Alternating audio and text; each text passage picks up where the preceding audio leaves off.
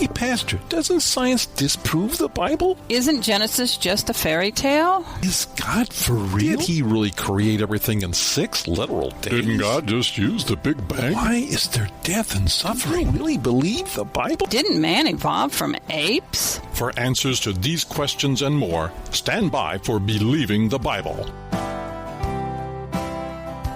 Welcome to Believing the Bible. This is Scott Lane with Terry Reed, Dr. Daniel Harris, and Ed Salsadale, all directors at the San Antonio Bible-Based Science Association. We also have our new radio producer, Jeremiah Rosenthal, who we welcome. We are here to reassure you you can believe the Bible from the very first verse.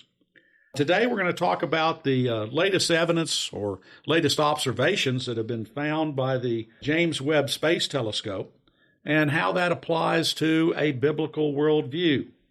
Based on their naturalistic beliefs, secular scientists had 3 main predictions for what the JWST would find. They said they would find no galaxies with a redshift higher than roughly 14, which would go back to 300 to 400 million years after the supposed Big Bang, and find relatively few galaxies approaching that distance. The earliest stars in the process of forming and assembling into the unstructured galaxies would be irregularly shaped with very low mass, a steady increase in heavy elements with increasing redshift, and the most distant earliest stars being population 3 stars containing elements heavier than lithium. Now, in contrast to that, creationist astronomers like Jason Lisle made these predictions. We would find galaxies at higher redshift than secularists were expecting, forcing them to conclude the galaxies formed earlier than their secular models had predicted.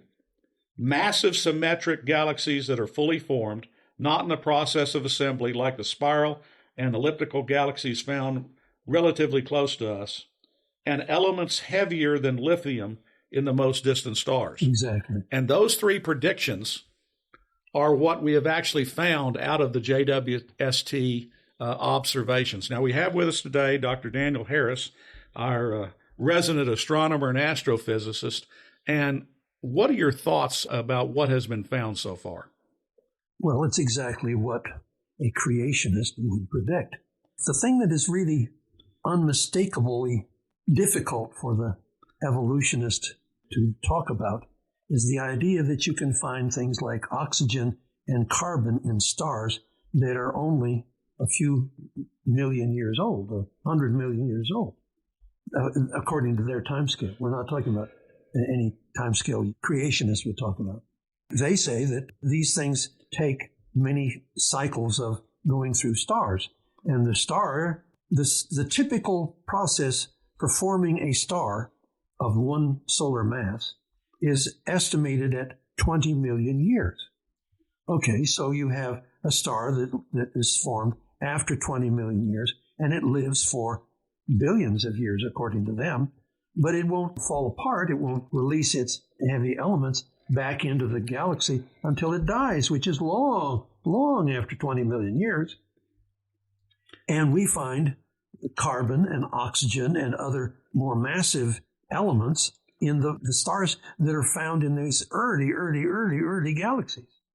Now, one of the reasons for the JWST being built with the ability to see deep into the infrared was that they were supposed to be able not only to see redshift at long distances, but also be able to discriminate what was in these stars and galaxies. Now, one of the predictions was that they would find these population 3 stars, these stars with very light elements and supposedly very early elements and no heavy elements. No, when they say heavy elements, they're talking about carbon, nitrogen, oxygen. And they have found carbon and oxygen in these distant galaxies, which debates that. Yes. Also, their idea was, well, we're not going to find any galaxies or almost anything forming before 400 million years because they believed that there was a dark age right after the Big Bang in which everything was so hot that it could not coalesce, that everything was plasma at that point. And yet they have found well-formed, early-formed galaxies in that period of time. What does that do to the Big Bang thesis? Well, the Big Bang thesis has been falsified so many times that I can't keep record of it. this is just the most recent falsification of it. In the past, the astronomers have invented whatever they needed in order to save the Big Bang. They have created out of nothing. They're very good at creating things. Out of nothing, yeah. Out of nothing. They create out of nothing dark matter. They create out of nothing dark energy. I mean, they create out of nothing all sorts of things in order to try and save the Big Bang, and they've had to do it many times. The first time I remember when I was a child, I remember the Big Bang being in big trouble in the 1950s. It was in big trouble in the 1950s because the idea of energy being the starting point of the universe means that you should have equal amounts of matter and antimatter. But all we see is matter. Where's the antimatter? Where did it go to? Well, maybe there's another universe out there made out of antimatter, and the in between is a place where the matter and antimatter are coming together and creating great quantities of energy.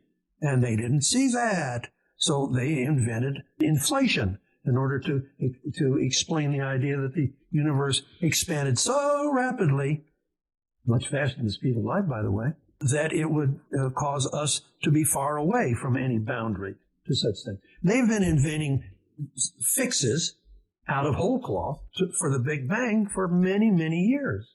You're listening to Believing the Bible. This is Scott Lane with Terry Reed, Dr. Daniel Harris, and Ed Salzadell. If you would like to learn more, go to sabsa.org. That is sabbsa.org.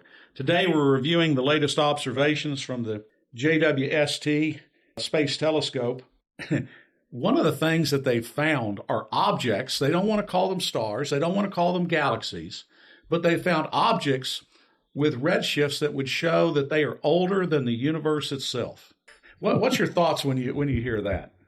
Well, they just don't know how old the universe is. Yeah. Obviously, the universe is only a few thousand years old, and they think it's billions of years old. They originally said, well, this has wavered up and down over the decades. There was agreement for the past 20 years that it might be about 13.8 billion, but now they're talking about 26 billion to try to make all this stuff work. Yes, well, the age of the universe is something that they can calculate as they please, because they can change the model as they please. They are not constrained by the reality that they face. The telescopes give them reality.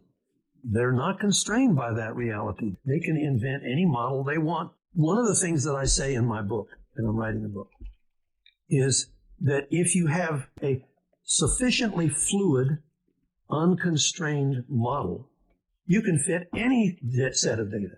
You can set any set of data you wish if the model is sufficiently complex and arbitrary. I'm glad you said that, because one of the things, because they don't know what these bright blobs are that have Z's greater than 21 and would show that they're older than the universe itself. One of their things is, these are not galaxies. Now, they're just blobs of light. They don't know what they are. They're not galaxies. They are something from outside this universe, that they are now proof of a multiverse. You talk about making something out of almost nothing. Yes, that is very much so. Well, another interesting fact is the fact that in the 1960s and 70s, astronomers were detecting redshifts that didn't make any sense nearby. We had pairs of galaxies, one of which had a redshift that showed that it was nearby, and the galaxy that it was paired with, it was at remote distances. It was at the edge of the universe. So you had these galaxy pairs that had dramatically different redshifts. You had quasars being ejected from massive local galaxies, and the result was that some people seriously began to doubt whether the redshift had any connection at all to real distance. I mean, the redshift is not necessarily a true indicator of how far an object is away. Wasn't that just an initial guesstimate for judging distance, the redshift? Well, the redshift was formulated as a concept of measuring distance in the 1930s by Hubble. Measuring in the 50s and 60s, the big controversy was whether the redshift was 100 kilometers per second for every megaparsec, or whether it was 75 or 50. Well, they were trying to find out whether the universe was what they called open or closed, whether it had enough mass to fall in on itself, or whether it was going to continue expanding forever. Well, they found with various subsequent experiments that it seems to be flat. Flat meaning that it has exactly the right amount of mass in order to just keep on expanding forever. So we've been speculating about the Big Bang. We've been inventing fixes for the Big Bang. I can't count the number of fixes for the Big Bang we've had. So what I say, when I realized that the redshifts are giving them troubles, the redshifts were giving us troubles in the 60s when we couldn't get the galaxies to redshifts to behave. And now they're getting the same problem, but at the edge of their range. In conclusion, would you agree that the current data we're getting out of JWST really blows up the Big Bang model? Oh, absolutely.